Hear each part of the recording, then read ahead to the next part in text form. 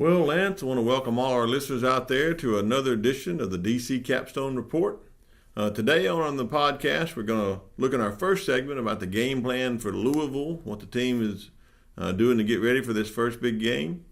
On the second segment of the podcast, we're going to look at the biggest question marks on offense and defense heading into the opening game. And finally, in our third segment, we're going to take a look at the two coaches that may have the biggest impact on this Louisville game, that being Mike Locksley and Tosh Lupoi. You've been listening to the DC Capstone Report. The DC Capstone Report is featured each Tuesday morning on Tide 102.9, The Morning Blitz with Martin Houston. You can listen live at Tide1029.com. Well, we're ready for another big game week. First game week of the season, getting ready for Louisville, kicking off in the Camping World Classic there in Orlando, Florida. And Lance, I want to tell you, and I want to tell all our listeners out there, I'm as excited as anybody else. It's finally game week. All the talk that's taken place leading up to the day is finally behind us, and we're getting ready to talk about a game. Over this past off season and the fall practice, we've talked a lot about the fall camp, and Alabama's getting ready for the season. There's been a lot of talk about the quarterback, who's going to be quarterback, and how we're going to do in different positions, and how are the new players going to do. Well, all that's about to be answered when we take the field on this coming Saturday against Louisville. This past week, on Friday, the team began in the practice putting in a game plan for Louisville. I believe they took Sunday off after practicing on Saturday, and they'll start a regular game week experience this week. They'll come in and get all their meetings done, and they'll begin to place the game plan for Louisville. Now, the Louisville Cardinals, they're going to come in and try their best to do anything they can to disrupt this Alabama team. I think Coach Saban alluded to that fact this week when he was asked about putting a game plan. His idea is that we need to avoid the mental mistakes and the mental errors. I think in some of the practices leading up to the last practice of fall camp, the team started out well during scrimmages, started out well during practices, and because we're a young team, Lance, it looked like that we hit a wall at some point during the practice when it got really hot, when it got really hard, when it got really tough. We hit a wall and began to make some mental errors and had to be some breakdowns. But I think we're learning from that in practice. I know that he would rather them quit on him in practice than he would in a game. So that's a teaching tool, and I think Coach Saban did that. He was able to show the players that, hey, what are you going to do? What are you going to do when it gets hard? When hard comes from you, how are you going to get past that? How are you going to keep from making these mental errors? And I believe he's been trying his best to get the team this offseason to concentrate on toughness. And with a young team, I think it's important for you to do that. Mental toughness, strength, and conditioning in the long run will do us well. Another thing you've got going on Alabama's side is, even though there's some young players at all the positions, they've been going up against the best talent in the nation on the other side of the ball. If they're on defense, they're going up against the best offensive talent. If they're on offense, they're going up against the best defensive talent. And I think one of the things that Coach Saban alluded to this week in practice was that should give you confidence. You're going up, you should be excited about going up against a player that's hard to beat. If you're a defender, it's hard to cover. If you're a tackler, it's hard to tackle. If you're a blocker, it's hard to block because you're going to go up against some of the best talent in the nation in practice. And I believe if they continue to do that, continue to get this practice in that way, you'll see them as they go into the games making good decisions and getting themselves in a position to make plays. One of the things this week that Coach Saban is concentrated on is ball security. I believe one of the ways that you can get beat early in a game like this is losing the ball, having turnovers, either through interceptions or through fumbles. And I think some of the younger players and the wideouts, the skill players, the running backs, receivers, those players carrying the ball has been a little lackadaisical and taking a turn from Coach Saban. a lot of technique went into teaching the technique of how to tuck the ball and how to have ball security. There were a lot of drills going on in that, and that's common most every year. We work on that, but this year I think it's been a more prevalent scene in teaching ball security, because I believe that what is going to happen is you're going to have defenses, especially in this first game against Louisville, who has worked all off season with Alabama in mind, a chance to come in on a national level, national scene with the ESPN, all the lights and cameras in Orlando, Florida, and prime time, come in and try to beat best. You want to be the best, you got to beat the best, and that's what they've been telling all the players there at Louisville. So they're going to come in and try to exploit the Alabama's youth in the secondary. They're going to try to come in and make as many opportunities as they have to get the ball out. And I believe that you're going to see ball security be a big plus in this game. Us concentrating that, because we're going to need it. I think on the flip side of that, they're going to come in on offense, and they're going to try to throw deep. Try to stretch our defense in a way to see if they can challenge some of the defensive backs that are young for Alabama. I believe if they do that, there's a good chance that early in the game Alabama can get some turnovers off of that, and we can use that to our advantage. But we gotta create opportunities for us to go in and make big plays while limiting Louisville's opportunity to make big plays. And in so doing that, I think that's where the game might turn. I look for us to go into this game finally getting on the field. The first few minutes of the first quarter, we're going to have a lot of passion, a lot of hard hitting. You're going to see a lot of big plays, possibly potential big plays. But then as the game settles down, I believe Alabama's talent, Alabama's skill at different positions would shine through. And I look for Alabama to come out and play a good game. I believe that they defeat this Louisville team. And my prediction the score of this game is Alabama 38, Louisville 13. You have been listening to the DC Capstone Report. The DC Capstone Report is brought to you each time this week by RollTideBama.com and FreelancePictures.com.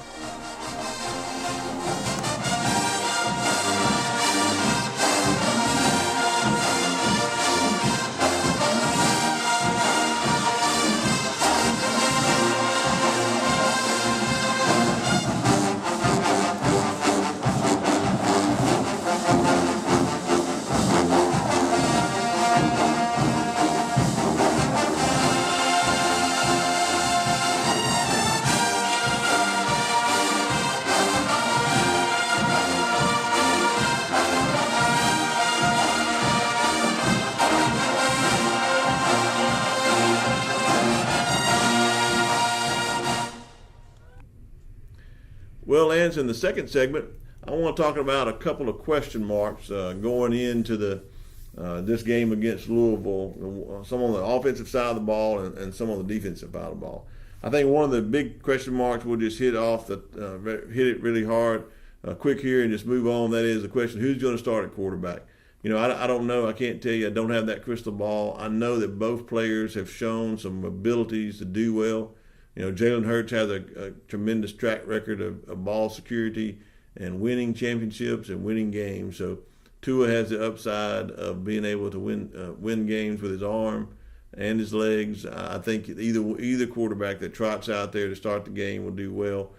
So I'm not going to get into that. I really believe still there's an opportunity for both players to start in this game and make a tremendous contribution to winning this game against Louisville. So the quarterback decision, in my mind, is not one of the biggest question marks. In my mind, the biggest question mark on offense that we've got is, can our offensive line gel enough in the early goings of this game to be able to withstand the defensive front, the blitzes that Bobby Petrino and the Louisville Cardinals are going to bring against Alabama, trying to disrupt our passing attack, blitzing on runs, trying to disrupt our running attack. And I think that's a big question mark. We've seen some movement on the offensive line. We've seen some players moving back and forth in different positions. And I think that overall this year, some of those things may not have been experiments. I think as much as trying to find the 5 best players on the field. So right now, to me, it looks like starting is going to be Ross Pierce-Baker starting at center. You're going to have Lester Cotton at one guard, Alex Leatherwood at the other guard, and Jonah Williams and Jedrick Wills at the tackles. Of course, Harold Hinges will get a start at tight end, and Irv Smith will start at H-back most likely in that line. That line coming together and gelling and making great blocks is going to be the difference maker in this game. If they can gel and give either quarterback that starts opportunity to throw the ball, I think we're going to see some opportunities for us to make big plays down the field. And if they can gel to a point on their run blocking to block for our running backs, we have a great upside running back. Damian Harris, Josh Jacobs, Najee Harris, and Brian Robinson are probably going to be the 4 best running backs. I believe any one of those running backs could start on any other team in the nation, not just any SEC team. I'm talking about any other team in the nation. So one of my big question marks for this game is, can our offensive line block, give our running back space to run, give our quarterbacks time to throw, and go through their progressions. If our line gels, then it's going to be a good game. It's going to be a time for picking and choosing where we want to run and where we want to throw the ball. If our line struggles, then we might struggle at times on offense, and we might see some 3 and outs. In the scrimmages, we've seen some 3 and outs. But you got to remember, our offensive line has been going up against what I consider to be one of the best defensive fronts in the nation. And so they have that experience, and I believe that that'll translate into this game, giving them an upper hand and gelling and coming together. And I know a lot of times it takes to the second or third game for an offensive line to come together, but this offensive line is seasoned with some seasoned veterans who has played, with some sophomores that did a good job last year. So I look for them to gel, come in with an opportunity to make a difference in this game on offense. Now on defense, the question mark that I'm seeing that's going to be the biggest question mark is that is the back end of our defense. Can the middle linebackers and the defensive backs that are young and thin in that group, can they hold together against this onslaught of a passing offense that Bobby Petrino is going to throw at us?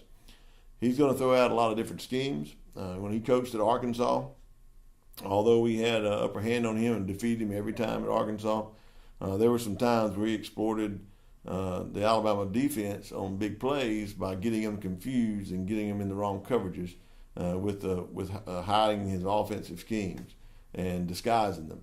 So I think that's going to be a big question mark on defense. Can our defensive backs, as young as they are, hold up against this onslaught of a passing attack from Bobby Petrino and the Louisville Cardinals? Now, I say I add our middle linebackers in there just because of the thinness of the middle linebacker. I think Mack Wilson and Dylan Moses is maybe the best combination of middle linebackers that Alabama's ever put on the field, most athletic, no doubt. And I think they're going to make a big difference in this game defensively. If our front defensive line is as good as I think it is, Raekwon Davis, Quinion Williams, and Isaiah Buggs, along with Christian Miller and Anthony Jennings on the outside, if they put enough pressure on Louisville's front and on their quarterback, the quarterback may not have opportunities over the course of this game to exploit much of that defensive back. And again, our defensive backs, although they're young, they are talented, and I believe they can stand up. But those are my question marks.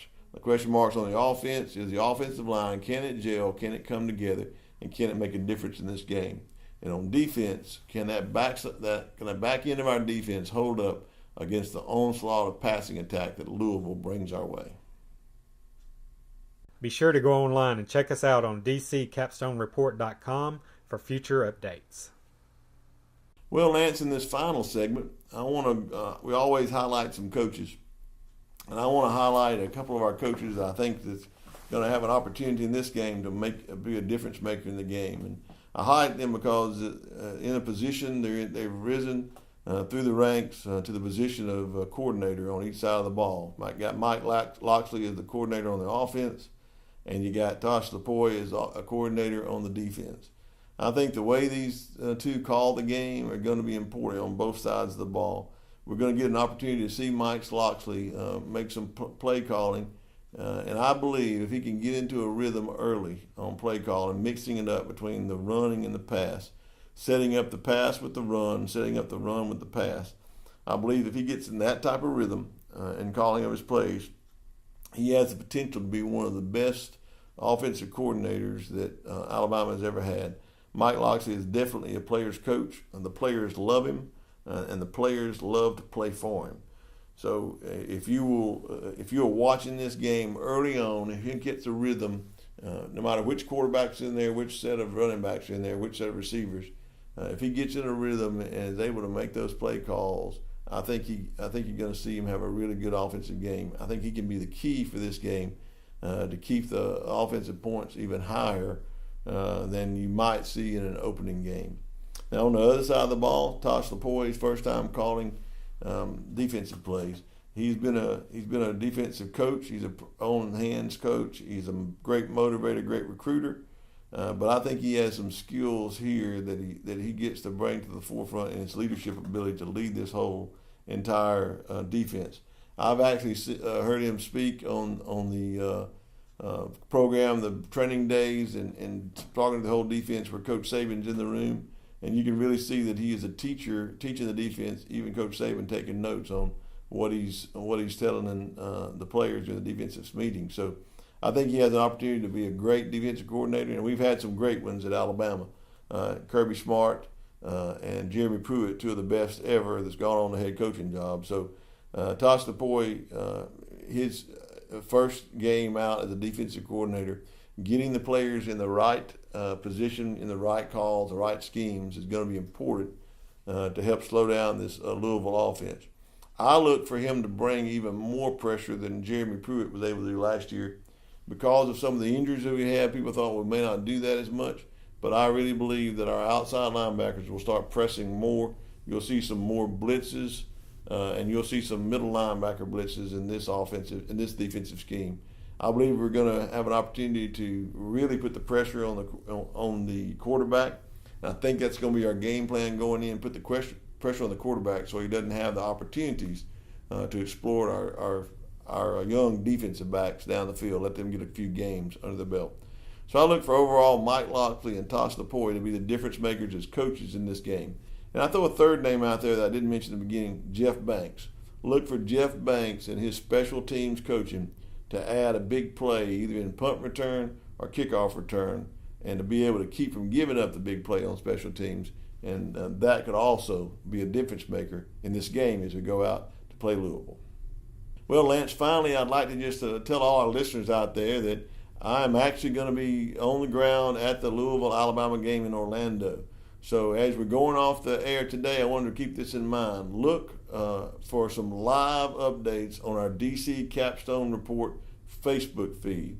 And I'm sure once those live updates go up, Lance will be back here at home updating those for all of our other sites and making sure that our website is updated with those videos as well. We'll try to post some live information from the game leading up to the game at the stadium, and then maybe before and after the game. And we're going to give a review of this Louisville game on our next week's podcast. Thank you for all of you tuning in, and look forward for a great season of Alabama football, and Roll Tide.